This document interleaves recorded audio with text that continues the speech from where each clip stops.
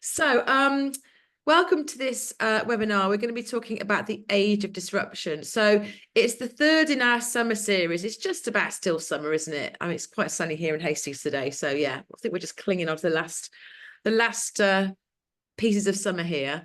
And for those of you that joined all three webinars, we kind of took the time to sort of just take a bit of a step back and have a bit of a helicopter view on some key ideas, issues, challenges that are going on in the world of people at work at the moment. So we started with kind of AI, looking at AI, the role of AI in tech and those sorts of areas.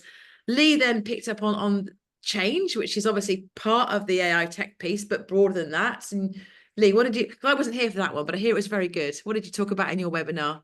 It was fun. It was fun. Yeah. I mean, I think it was one of the strands that we're going to pull together in the session today, but really looking at the tumultuous period of change that we're about to go into as organizations start to embrace AI and all the implications of AI. How do we do change in a much more human-centric way?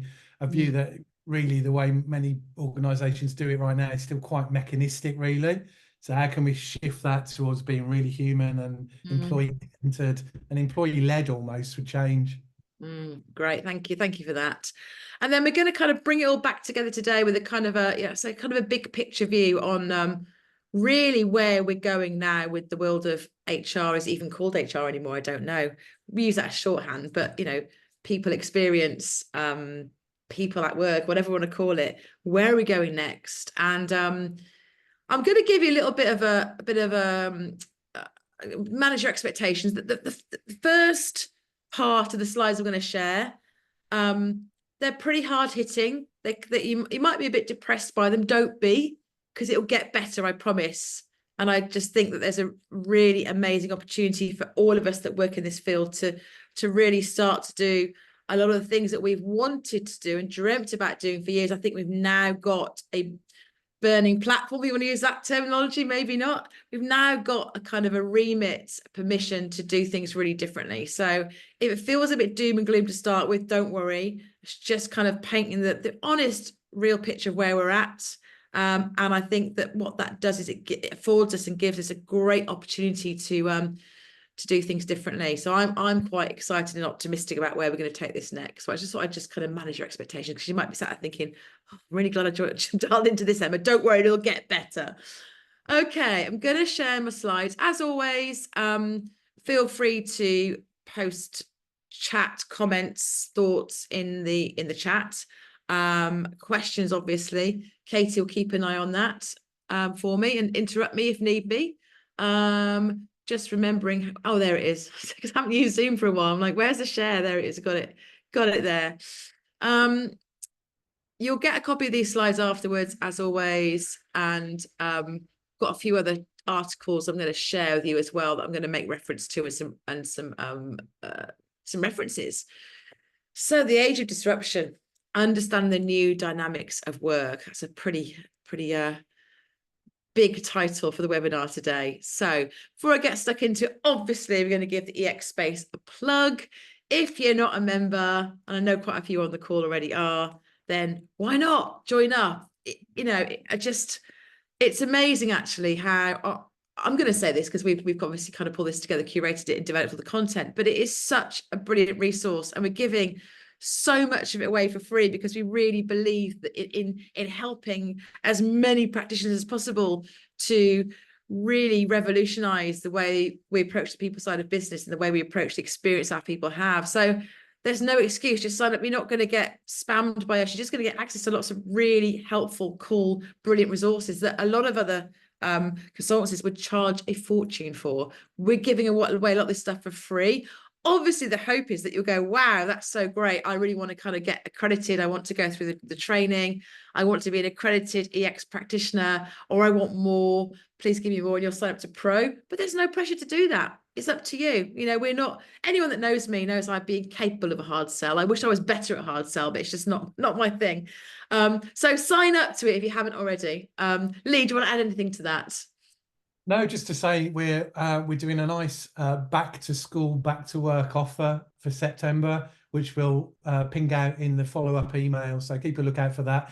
if you're interested in the pro membership, that'll get you a really chunky discount off it. So keep an eye out for the follow-up. Yeah. And what we offer in our pro membership, again, for the price is just, and I've worked with lots of consultancies that do training development, and you just get so much. So happy to give you a tour if you wanted to see what do I get then, Emma? And I guarantee you'll be blown away by what you get. Also, we've just come to the end of our first year, really, and pretty much we're blown away because pretty much every single member has signed up again. And the only one so far that hasn't has given us amazing feedback, as it's just down to like lack of budget and different priorities. But the feedback is like, I absolutely love it. I love what I've learned, and I'll be back as soon as I possibly can. So we were quite blown away by that because we didn't expect such a high retention rate. So that kind of speaks for itself, doesn't it, Lee, really? Delighted, absolutely. Also, just a little plug, if you haven't already, we are about to close this, but we thought we'd give it a final push. Our Research the X report, about 10 minutes to fill it in. If you haven't done it, please fill it in. It will really help us out. I know there's like so many surveys out there, but if you can spare the time, we would hugely appreciate it. So you can scan that QR code and fill out the EX report there, and those results will be coming very soon. We're about to close it, so probably be over about another week, and then that's it. Right, let's get started then. So what are we going to talk about today? So we're going to talk about this broken world of work and its challenges, and this growing mental health and wellbeing crisis. Touching on the change in expectations of employees, and then moving on to the age of disruption, how work is changing, and why all of this means we're working towards a brighter future, which is EX era, which is good news for everybody. So that's what we're going to kind of cover today. I'm going to start by, and I'm going to get Lee to jump in as well, by saying some really obvious stuff. But as always with the EX space and People Lab, we like to back it up with evidence. So you go to a lot of webinars and people just say stuff. You go, well, yeah, I'm not going to swear here, but obviously, what we're really keen to do is to give you the evidence, to give you links to the research. And again, on the EX space, if you're a pro member, you have access to our library, and you've got all these amazing references, articles at your fingertips in terms of the links to, so you can build that business case really easily. So the world of work is broken. I mean, stating the obvious here. So we know that people are unhappy. We know we're seeing high levels of stress and burnout, and we're seeing we've seen very outdated management practices and org structures for many years. I mean, interestingly, on the first webinar that I did on AI, we were talking about how the org structure is going to have to change, because we're going to be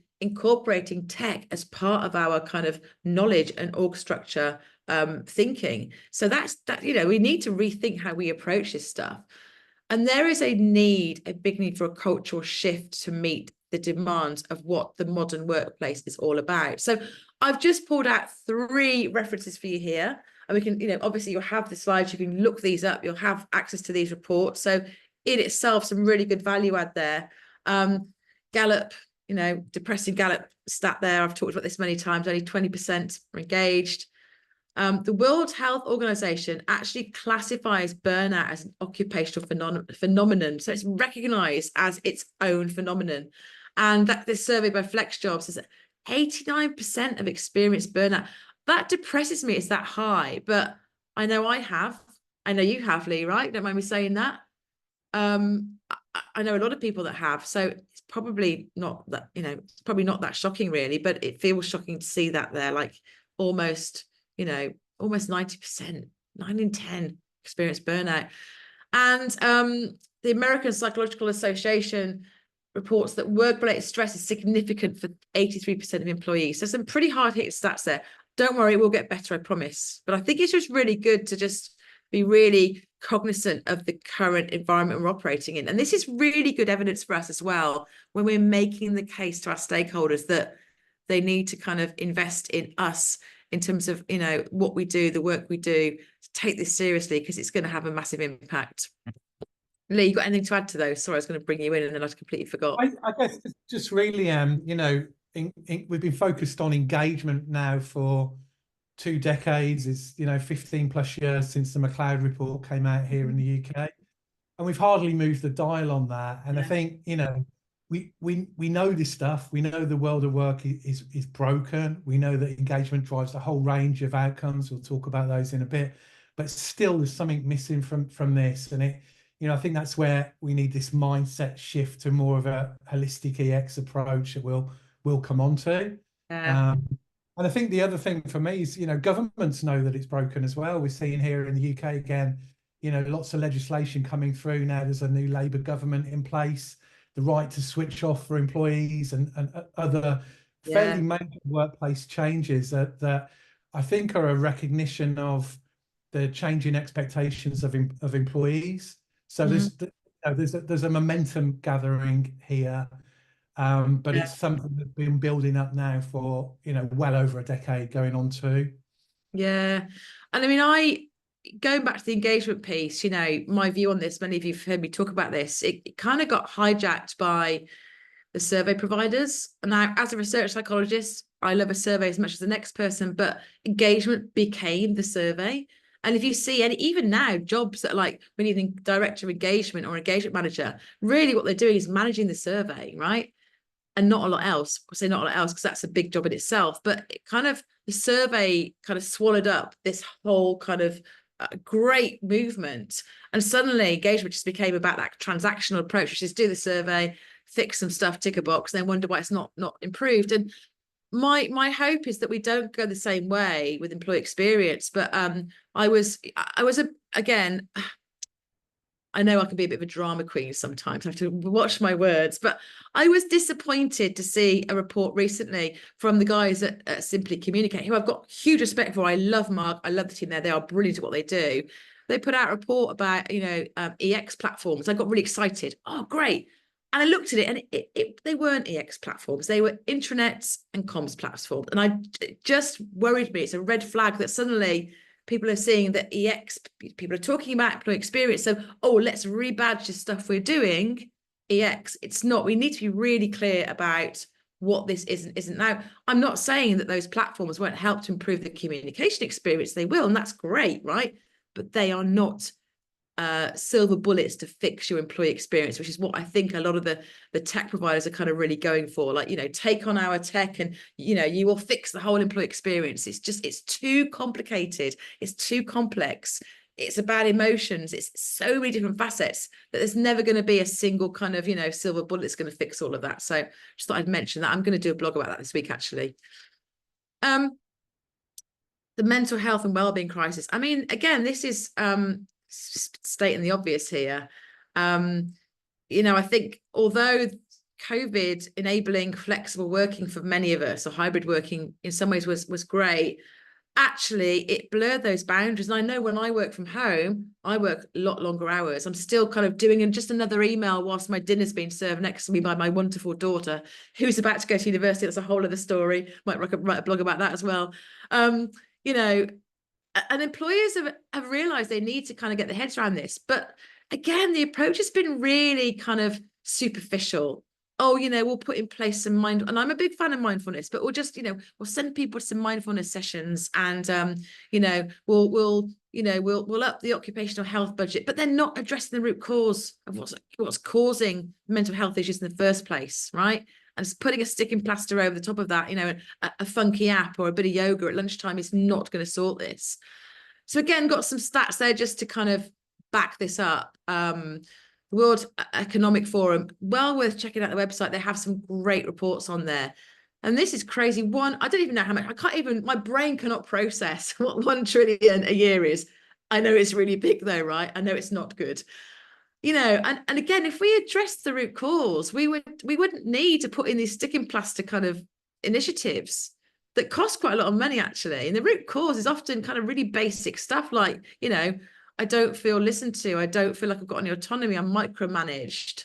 I don't really know what I'm here to do. Things keep changing, or whatever it might be, Harvard Business Review, 85% of remote workers experienced increased anxiety due to blurred work-life boundaries. Now, that's something I've definitely experienced myself when I work from home, which is why I like to come to the office. Not everyone has that same experience, which is why there's never going to be a one size fits all. We all have different experiences and different needs. Mental health day. So 50% have taken time off for mental health reasons. So, you know, in some ways, you look at kind of the way work has evolved in the past 100 years. Well, in some ways, we've never had it so good. And yet we are more broken, more miserable. We are more poorly and ill than we ever have been, which is, you know, really quite shocking when you think about how conditions at work in many ways have improved massively. And we have health and safety legislation, we have laws, but we are so far from getting this right. Don't worry, it will get better. It's not, I know this is depressing, but Lee, anything to add there? Just again, in the last session, we talked about this through the lens of change. And for me, I think this is just the tip of the iceberg. I think we're entering the wellbeing and mental health crisis right now. And I think if you look at the predictions of the level of change and transformation that organizations are going to grapple with in the next 5 years, and if you believe, as I do, that the way we traditionally do change increases and amplifies anxiety and stress and a whole host of other negative things, you know, we haven't seen anything yet. So there's a real, again, to use the phrase, burning platform here to move, start addressing those fundamentals. Some of you will have seen this slide before. I use it a lot, but we know that employee expectations have changed from when I first started work, where you just kind of turned up and you were grateful to have a job, and your boss, your company let you know you should be grateful to have a job. And I'm glad we're seeing, you know, a change in expectations. I'm glad we're seeing employees say, no, I want more. If I'm going to come to work and give my all, I want more than just a paycheck and a bit of satisfaction. I want a purpose. I want development. I want a coach, etc., etc. So I think this is some of the positives, and I think that, as we know, employers are having to wake up to this, and they know that they don't really get the best out of their people. They don't get to keep people unless they take these expectations more seriously. So again, a few stats to back this up. So McKinsey found that 87% of employees value having flexible working relations. I mean, who doesn't, right? We love that flexibility. Deloitte Human Capital Trends says that 75% of millennials expect their employees to take a stand on social issues. So a lot of people are saying, I want some sort of purpose and meaning. LinkedIn 2023 report says that 94% of employees would stay longer if they just invested in their learning and development. Okay, just help me grow and develop. So let's, again, some stats, just a few stats that kind of back this up. This isn't just kind of, you know, what I think of the world. This is happening. This is real. And we're seeing this borne out through the many reports that are out there. So the age of disruption. So there's a huge amount going on, right? Just pull out a few key things here. So obviously tech and automation transforming the way we work, and we talked about that in the first webinar that we did. And this, for many people, it is playing on their minds. For many people, they're worried about what this means for their job or their jobs. And I think what I talked about in the first webinar that I did in the summer series was the irony is I genuinely believe that the rise of automation, the rise of AI, the rise of tech means we actually need a more human-centered approach rather than less human-centered approach. We need to be more human than we've ever been. We need more of us than we've ever needed or more of our focus than we've ever needed to bring the human back into human resources, if we call that moving forward, to bring the people bit back. So I think there's a really exciting opportunity there. Obviously, globalization and remote work are reshaping the workforce and can continue to do so. The debate carries on about, you know, every week we see another story leaked about, you know, the ways that companies are trying to persuade their people to come back to the office and how they're kind of failing pretty miserably. The gig economy, and there are a lot of predictions for the future of work over the next decade. And again, got some nice stats and references to back this up. So I really like this first one because I think this is hopefully, I mean, the World Economic Forum, you know, they know their stuff, right? And although they're predicting 85 million jobs will be displaced, they're also saying that 97 million new jobs will emerge. So, you know, that should hopefully give people a little bit of peace of mind. So yes, automation is going to help us, AI is going to help us, but still going to be a lot of stuff for us to do, right?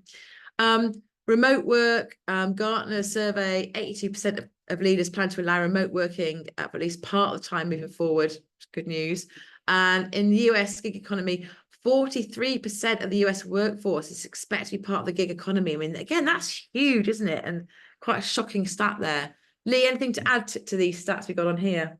I think just my old chestnut really, Em, which is, you know, how do we, the big opportunity here is how do we kind of leverage AI to drive that human agenda forward? And I think for me, the role of managers in particular is something we can really reinvigorate on the back of this. If we can free up those line managers from all the gumph and admin that they're overloaded with currently, and free them up to do the human stuff, the important part of their role, leading a team, connecting a team, communicating with a team, then that can be revolutionary here. So I think there's a downside, but there's a really big opportunity screaming out in the next 5 years.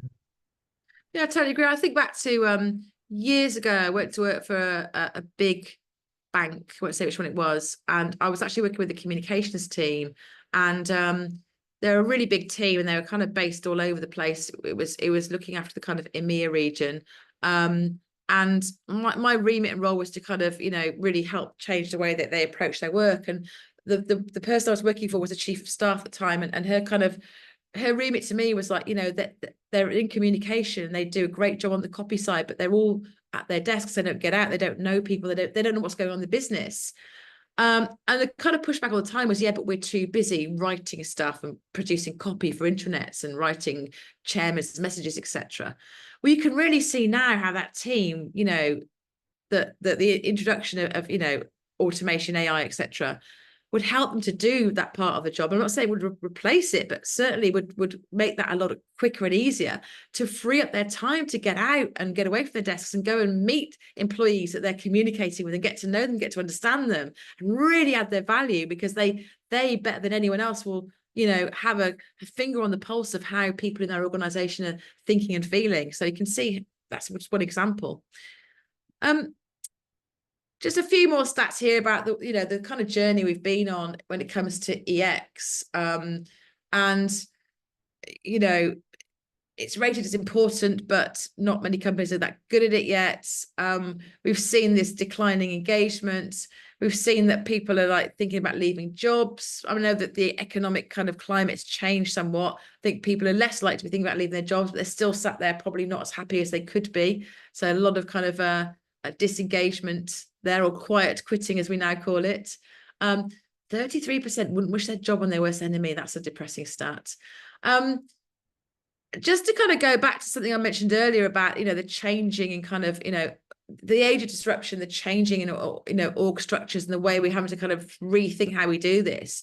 I'm going to send you a couple of links to articles after this about how organizations, we're starting to see a real groundswell of organizations moving away from the kind of traditional Ulrich model of HR, which is your kind of classic business partnering, centers of excellence and shared services, are moving to quite a different way of approaching the people side of the business. I've got a great case study actually from NatWest Bank, published on the CIPD website, talking about just this thing. I think with NatWest are coming out and being open about moving away from that very kind of ingrained way of doing the people side of the business, doing HR, to a very different approach, and their approach is all about employee experience. I think that others will absolutely sort of follow their lead. And in this new world, we're seeing much more emphasis on employee experience, end-to-end employee experience. We're seeing much greater emphasis on things like agile, which fits with design thinking really well, design thinking. We're seeing a much greater emphasis on productizing those elements of HR that you can productize. We're seeing a greater emphasis on taking a different approach in terms of end-to-end design and delivery. So looking at the end-to-end journey. So for example, people be responsible for the colleague journey rather than responsible for a specific part of, like say reward or recognition. So we're seeing like end-to-end design and delivery, so much more integrated. So I think there's a great McKinsey article I'll share with you, which brings this to life. And I think, the fact that we're seeing, big brands like NatWest, and there's lots of others I could name as well, who are doing great things in this area, this is happening. So this move is happening. So again, I think that in terms of getting yourself future fit. I'm sure many of you are already there, but if you're not there, then we talk about this. We've got the tools, we've got the resources on the EX space to help you to feel that you're really on top of your game when it comes to this new world of work, and the sorts of skills you'll need to make sure you're future fit and you're not sort of stuck in that kind of old way of doing things and more traditional model, because I think this is absolutely coming. Lee, anything to add to that? I don't think so, Em. That's Cool. just not in agreement. Absolutely. All righty, so now on to the exciting bit. So I think all of this leads us to say it's time to embrace the EX era. And I genuinely believe, and I know I'm an optimist, and I might look back and think maybe I was a little bit optimistic, but I think we have a once in a generation opportunity to turn this around. And I think, all of you on this call today, you're here because you're ahead of the curve. You're already thinking this way. You're already knowing that what you need to do to get yourself future fit. You're the right people to lead the way. And I think that all of those depressing stats I put up before, they just give us this really good call to action, this really good moment in time where we can have some really tough conversations with our stakeholders, say, if you want to sort of be around, you want to still be relevant, you want to attract the best people, you want to keep the best people, we've got to do things differently. It's time to do things differently. It's time to move on. And we can help you to do that. So I think it's a really good call to action for me. And I get very excited about this. And we are seeing some big players out there who are really taking this seriously and doing things quite differently. A number of the clients that we work with at People Lab, the fact we work with them is, says in itself that they want to do things differently, because we don't really do things in the more traditional way. We do things in the new way. And lots of people that we don't work with as well, which is really exciting. So I think it is happening. So the strategic imperative, again, I've got some stats here to help you just to kind of, if you need to land this with your stakeholders. We've got loads more stuff in the X space, both for the free members and the paid for members, lots of stuff that will help you. But, this first one, companies with highly engaged workforces outperform their peers by 147% in earnings per share, right? Now, yeah, you go, well, that's engagement, but we know the way you get engagement is to design and deliver great experiences. Great experiences are what deliver high engagement. Engagement is the outcome. Qualtrics, always worth a look. Organizations with a strong EX saw a 24% decrease in employee turnover. You could put a number against that, right? It's really easy to put a number against that and say, well, even if we could decrease our turnover by X%, imagine what we would save. And MIT Management Review says that improving EX can lead to a 25% boost in productivity. So the business case is there. We know this. Few more here. So PwC says that 65% of global CEOs believe EX will be a key differentiator in the future of work. So if your CEO or your MD is not there yet, they'll take notice of PwC. Do they want to be in that 65% or contributing to that, or do they want to be an outlier? I'm sure they want to be part of that gang. Innovation. So Forrester say that organizations that prioritize EX see 21% higher profitability and are 70% more likely to be innovation leaders in the industry. That doesn't surprise me, because I think when you do EX in the right way, which is not simply relabeling what you've done before as EX, which we're seeing some people do, when you do it in the right way and you take on board the way that we kind of recommend you do this, which is using things like design thinking, agile, positive psychology, service design, that is all about innovation, right? So you're going to see more innovation if you're doing this in the right way. Sustainability. So McKinsey say that companies with strong EX are more likely to be sustainable and resilient in the face of challenges. And that's an obvious stat there, but I think it's just really useful to just kind of play these stats back to you to sort of make that business case. And this all boils down to, and again, for those of you that have seen me speak before, you'll know I use this quite all the time, but employees are the consumers of the workplace. This is the big part of the big mindset shift. So going from that Ulrich model where we're here to service and we're here to partner, the new model is all about thinking about employees as consumers. So we have products, we're designing services, we're designing experiences, we're using agile. It's a very different way of approaching the people side of the business, and those that are doing it are reaping the benefits of getting this right and doing it in this way. And I think taking on board this mindset is the starting point. So where do we start? So as I said, it requires a new mindset. This is something that Belinda and I talk a lot about in our book. So curiosity, empathy, and experimentation. Now, again, I'm not talking about all of you on this call, because the fact that you're here, I know, means that you've got all these three things in bucket loads. But you know, I've worked with a lot of people in the people side of the business in HR who would struggle with these three things. You know, they kind of know their job, they know what they do, they're comfortable, they're safe, and they're comfortable in what they do. And we need to help those people get more curious, get curious about their customer, the employee, get more empathic. The irony for me is always that, you know, we have to talk about empathy when we work in the people side of the business, but we do, because again, it's not a week goes by where there isn't some horror story about, you know, companies get it wrong when it comes to their people, whether it's the way that the redundancies are communicated, or the way that, you know, people are treated. We need to turn up the empathy muscle, or the empathy. No, they don't turn up a muscle. We need to turn up the empathy dial, I should say. And experimentation, again, you know, this is why we love the tools from design thinking, because it's about experimenting and prototyping. It's not about failing, you know, and working with lots of clients we work with who are really embracing this idea of experimenting, prototyping, trying small scale experiments to see what works. Such a new way of working for so many organizations, but it's so obvious that you don't want to kind of develop solutions in a darkened room and then to huge expense and great expense and lots of time and effort and money, roll them out and go, oh, that didn't work, did it? You know, look what happened in the post office. It's a great example. If they'd done some experimentation prototyping, they would have saved themselves a lot of pain and would have saved a lot of pain for the people that work there as well. Lee, anything to add to that slide? I think that the word that leaps out for me is different. You know, I think it's really hard now to argue against the business case for employee experience and engagement. You went through just a handful of studies and stats there. You know, we've got literally dozens of reports with similar stuff from the last year alone on our EX library, on the EX space. So it's hard to argue with that. And I think leaders get that now.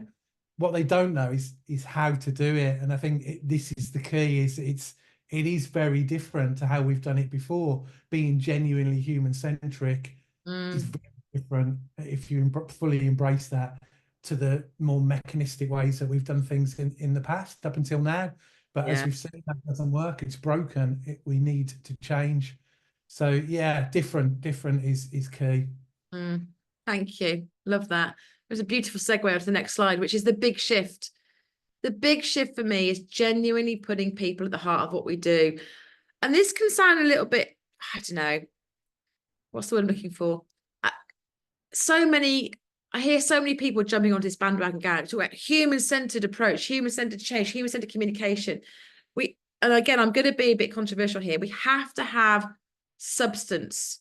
It can't be style over substance. I hear people kind of banding this around. Oh, we do human-centered change. I'm like, you don't.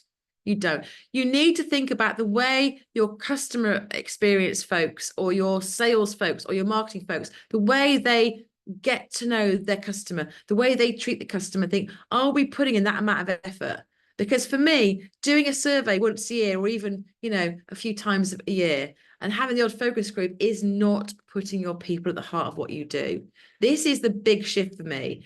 And it's the one, you know, when we're working with clients, and I'm sure Lee, you know, you've had the same, you get so much pushback. It's like, oh, you know, someone's like, we can't be bothered, but, you know, people are too busy. You know, we're too busy. We haven't got time. You know, do we have to do that insight work? Do you have to really get to know our people? Yes, you do. So for me, this is the big shift. This is where the difference is really made. When you genuinely get to know your people, get to know them really well, get under their skin, understand who they are, what motivates them, what they're all about, in the same way, with that same effort and love that you would with your customers, that's when you're getting near it.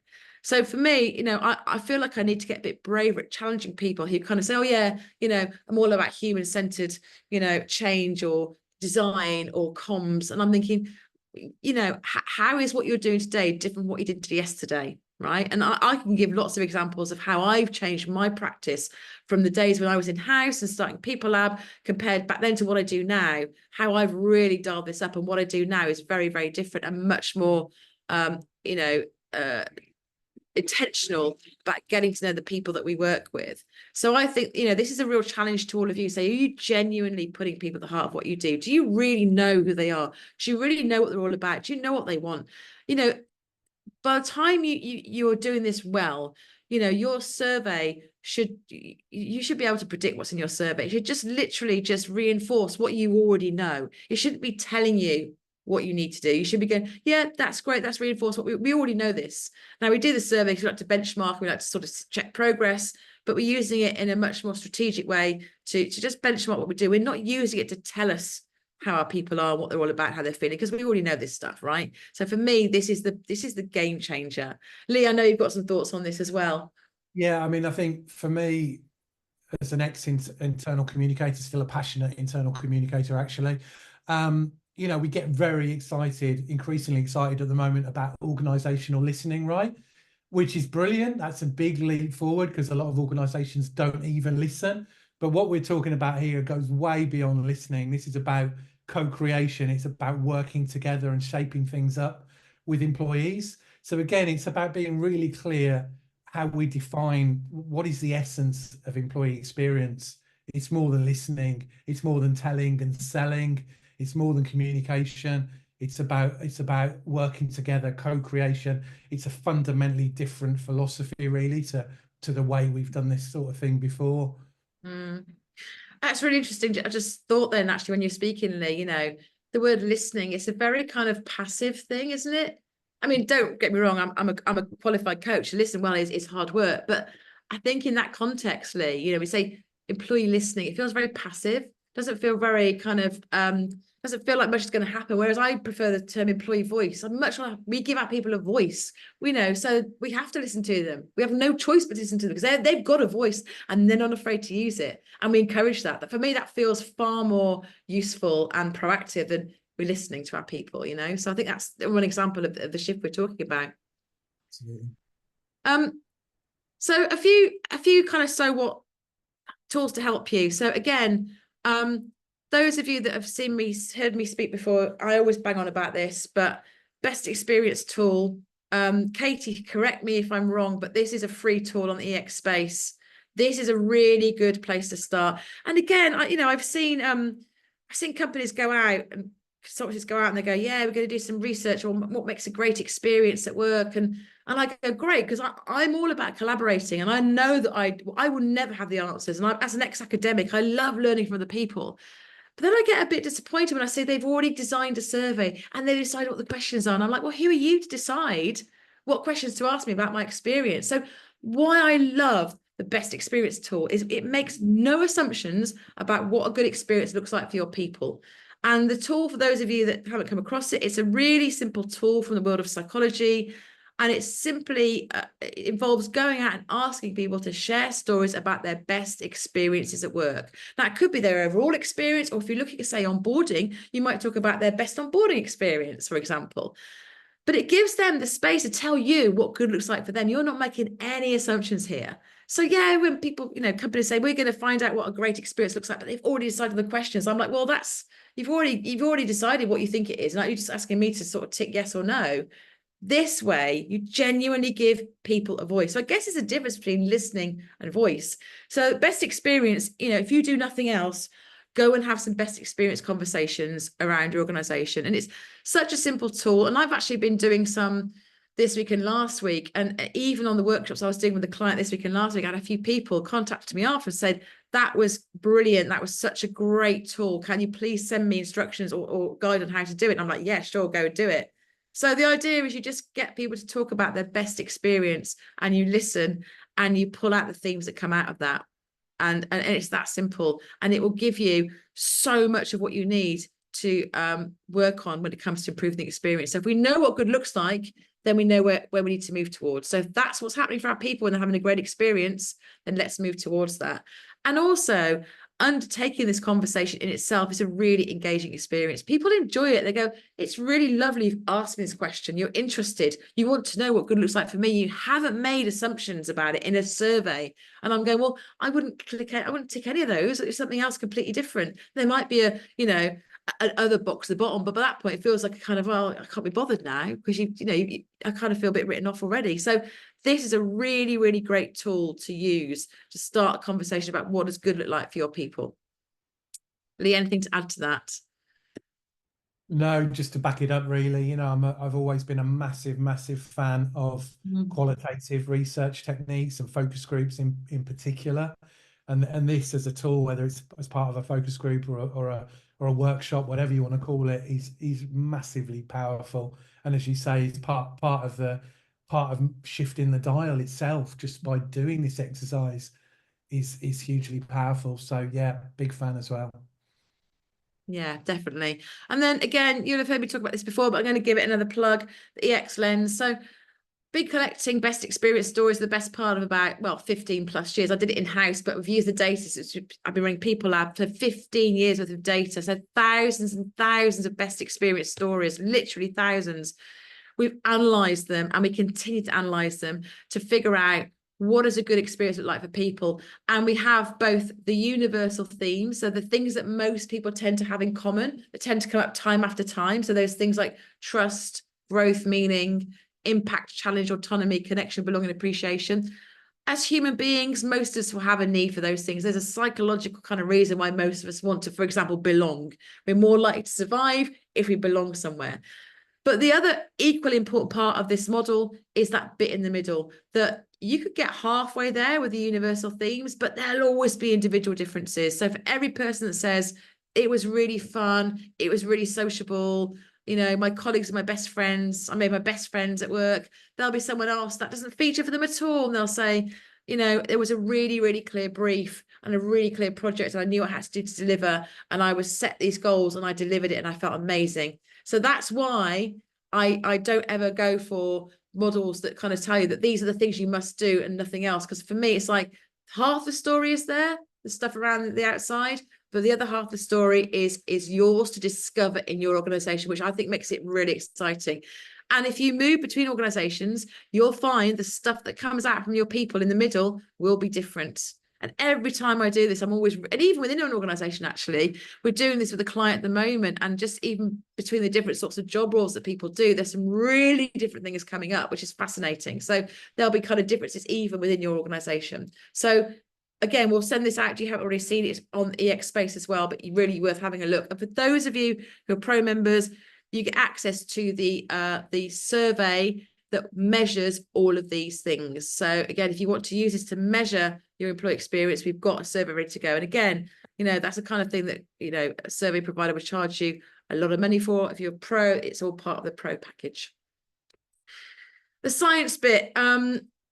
So I just always like to come back to the science really and say, this isn't kind of fluffy. There's some really good neuroscience that backs up why this works and why this approach works and why the approach we talk about works.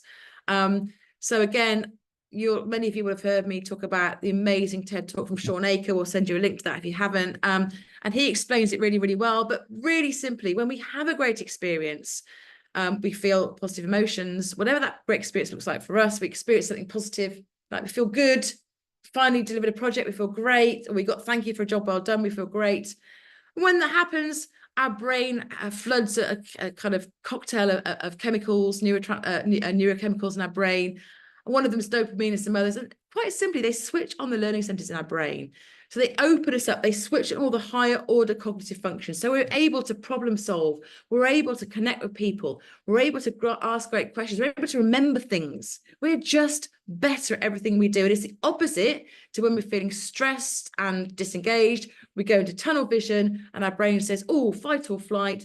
We need to get through this. We don't need all that great higher cognitive functioning here. So let's switch off the problem solving. Let's switch off the kind of memory bit. We just need to just get through the day. So that's why we're not very good at stuff when we're in that kind of burnout phase. So when we're having a great time at work, all that wonderful higher order cognitive functioning that we want and need our people to be able to access is switched on. And guess what? People feel engaged, they feel good, and we see the positive business outcomes. So interested in the science stuff, again, we go into that in a load more detail on the EX Space. But I think it's useful to share that, just say that it isn't fluffy. There's a really clear kind of psychological, biological, neurological reason why this works. And just to finish up before we ask questions, the tools.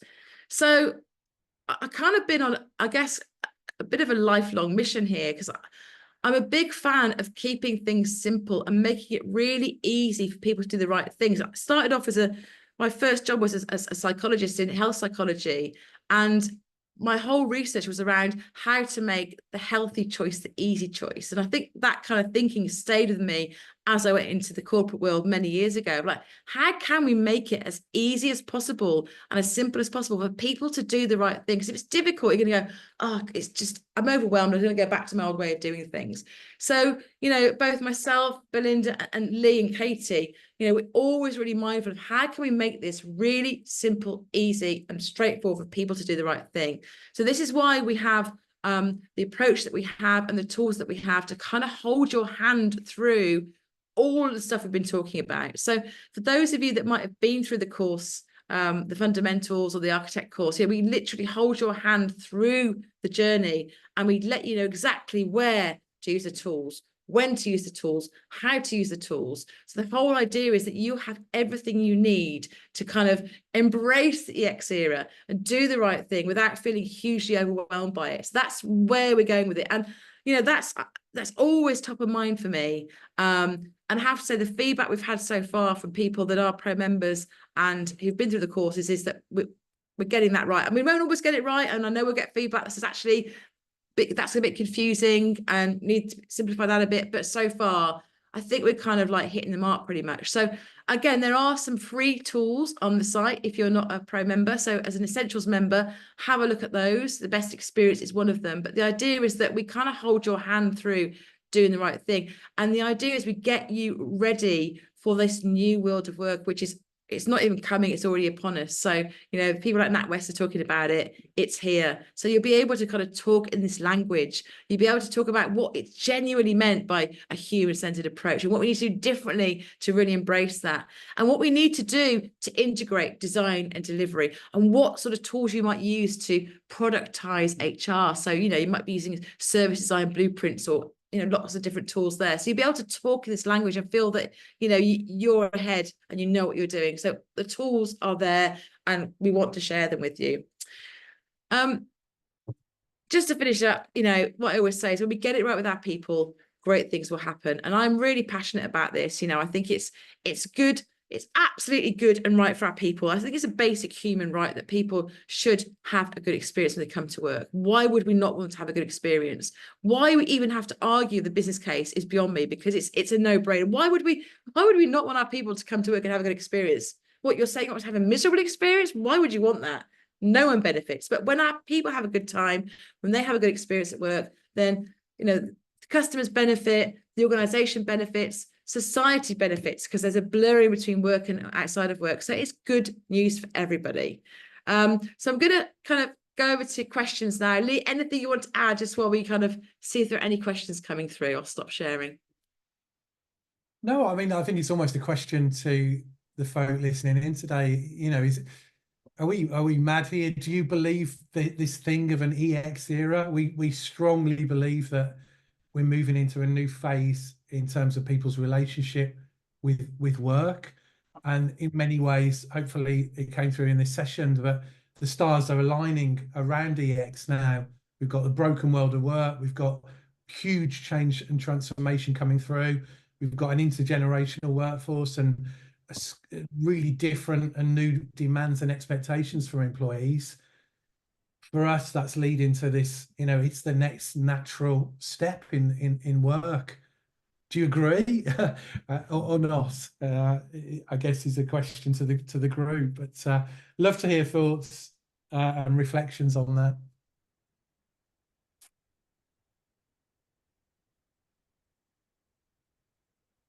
I see Laura's just advertised for an EE manager. Absolutely, we can get it up on the site, on the job section. Anyone got any questions? I hope I haven't depressed you all. Hopefully I've made you excited that there's this really good opportunity that finally, I feel like finally we can start to do some of the things we wanted to do for years and we've not had the permission or the authority or the buy-in to do them. So opportunity is huge, isn't it? But but it, as it's hard. This is new and different and quite uncomfortable for senior leaders. So actually, as in-house professionals or consultants working with leaders, this is actually really hard. It may look natural and easy if you get it right, but this is tough. This is why we've built the EX space. This is why we've invested so much in the toolkit to enable you to do all this stuff. It's really hard. It's not a simple thing. The 9 universal themes, all the individual differences that people have. It's really hard to juggle all that and get it right.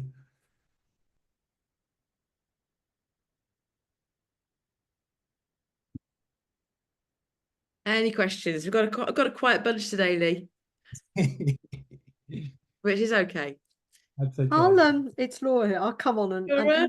it's not a question as such either, but I thought it was a really interesting challenge, that the statement that you made around asking them what good looks like rather than getting them to fill out a survey. Because as somebody who's just about to go back to our new joiners and find out what sort of experience they had and how we can improve it, I think just that simple bit of not having so many questions, so that we're narrowing it down and we're able to do that real quantitative piece of but actually going for a bit more of a qualitative piece, asking what good looks like from other areas that they've worked in, as well as for us, was a really timely reminder. And always I get something from listening in on these things. So thanks a lot, Emma, for that. Lovely to see you again as well. I've not seen you for a while. How are you doing? You're all right? Very well, thanks. Very well. No, it's a really good point, Laura, and I'm a huge fan of taking a strength-based approach. I think we get so, and don't get me wrong, it's the wonderful thing about taking a strength-based approach. We use a tool called appreciative inquiry, which you've probably heard of. Can't call it AI anymore because obviously AI's come along. You still get to talk about the negative stuff, but you just come at it from a different angle. So you talk about what does good look like for you, part 1. Then you talk about what could it be like in the future, part 2. And then you talk about, okay, so if we know what good looks like, we know what the future desired is, so where are we today? And then when you get to that point, you still talk about, okay, so where we are today is we're quite a long way for that. So but by the time you get to talk about that kind of where are we today, it's much less negative because you've talked about what it's going to look like and when we're going to get to. So it's a much more constructive conversation than starting off with, okay, so come on, hit us with it. What was wrong with it? Why didn't it work? And that just feels a bit like, so you still have that kind of very constructive conversation. You still talk about the gap. We talk about the gap, how near, how far. We sort of say, how near, how far are we from the ideal where we need to be? So you'd still talk about all the stuff that's not working, but it's a much more constructive conversation. And then you talk about, okay, so what are we going to do about it? So then you go to the kind of the actions there. So I think, again, we can sort of highlight some appreciative inquiry stuff. I think we've got some tools, got some handouts on that as well. But I'm a massive fan of that. And I've been using it for probably about 25 years, and it's a game changer. And I think as also, well, Andy. Oh, sorry, Lee. Sorry, Laura. I was just going to say the key for me is emotions, right? We don't talk about emotions nearly enough in the workplace. And an experience by essence is something that kind of moves you emotionally.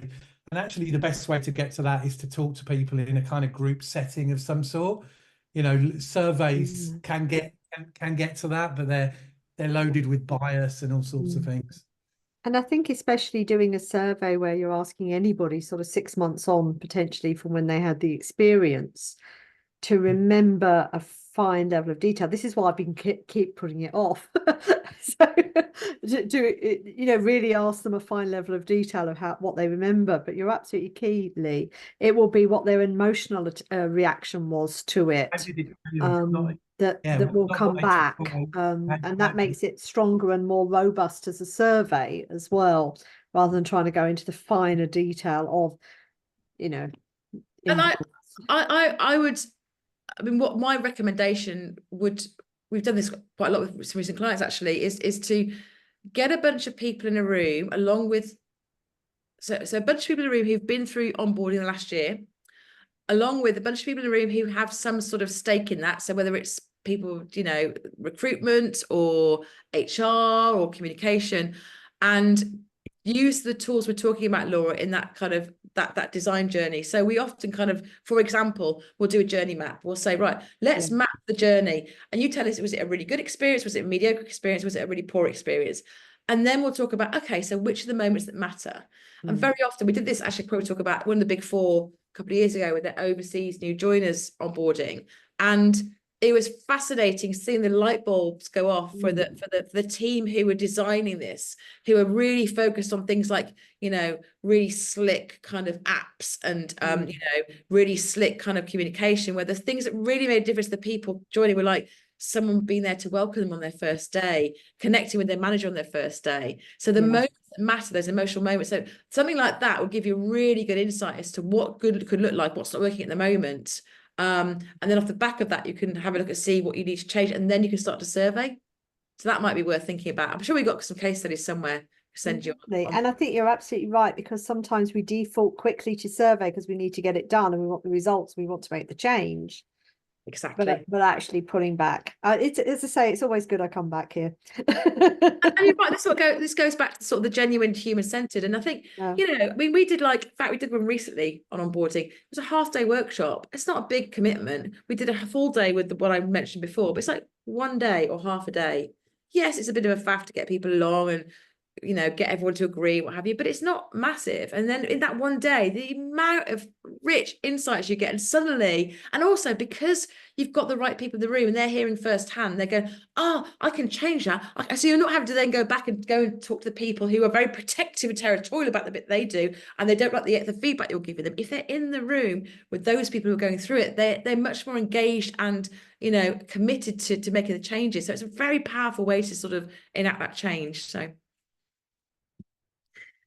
anything else coming through, Katie? Yeah, just a comment here from Roxy saying, the last few years have been very eye-opening. I came to EX via Agile HR and see the links between EX and business agility.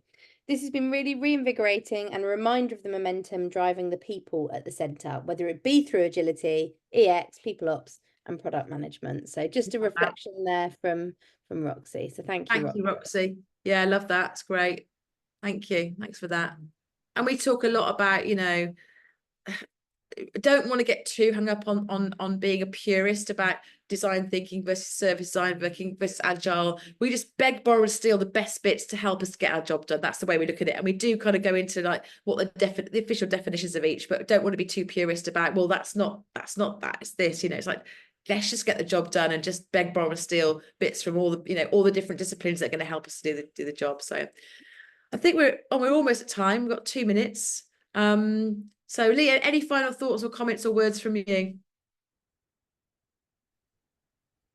I don't think so. I think hopefully the summer series has been useful, and you know, I think, you know, we try to sort of zoom out and take a kind of macro view of things here, and I think that's really the driver here, is thinking about the way the world of work as it is now, i.e. broken, thinking about the monumental change and transformation we're about to head into, thinking about those employee expectations, and really the answer to that equation, the answer to all of those when you join them up, is EX. It really is the time for EX now, as we call it, the EX era. Hopefully you agree, and if you do, please get stuck in and make use of some of the stuff we've put together. Thank you. Thanks, Lee. Thanks, everyone, for joining today. Just a quick funny story before we head off. I see that someone's got that Read AI meeting, which is great. No problem with that. But Lee and I had a really interesting experience a while ago with someone where they had that on the meeting, and they sent us a recording afterwards. And after Lee and I had dialed off, we heard what they said about us afterwards. And it was a company we were looking to maybe bring on board to help us with. So they were going to supply us. And we were very good about it, weren't we, Lee? We went back and we said, look, you know, just to let you know, we heard what you said. It's fine. We don't take offense, but just I just thought it was hilarious. And they were like, so yeah, just if you are using AI, just make sure. Yeah, it was very. And on that note, I hope I've kind of like made you feel as a kind of. I won't tell you what they said. Actually, what was it? Was it you didn't have a sense of humour or something? I'm like, I've got a sense of humour. Can't remember. It was categorising British people, and it was a little off the mark. Lovely to see you all again. Thank you so much for joining. Enjoy the rest of your day wherever you are, and hopefully we'll see you soon. So come along to the next one. Looking forward to seeing you soon. Take care.